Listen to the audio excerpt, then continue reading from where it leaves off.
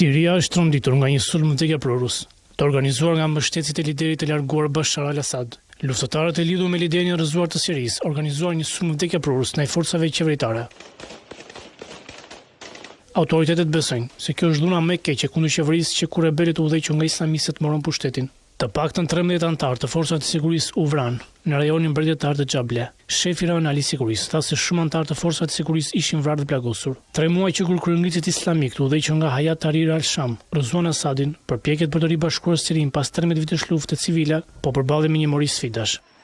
Midis tyre janë dhe deklaratat e Izraelit se nuk do të tolerojnë praninë e terroristëve në rajonin jugperëndimor pranë kufirit të Izraelit. Tensionet kanë qenë veçanërisht të mprehta në rajonin mbretëtar malor, ku qeveria siriane ka dislokuar shumë nga forcat e saj dhe ku banorët raportuan se kishin dëgjuar të shtona të forta në disa qytete dhe fshatra.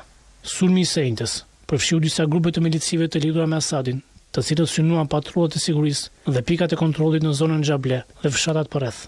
Sulmi rezultoi me vdekjen e shumë dëshmorëve dhe të plagosur nga forcat tona, tha në deklaratë Ministria e Brendshme siriane.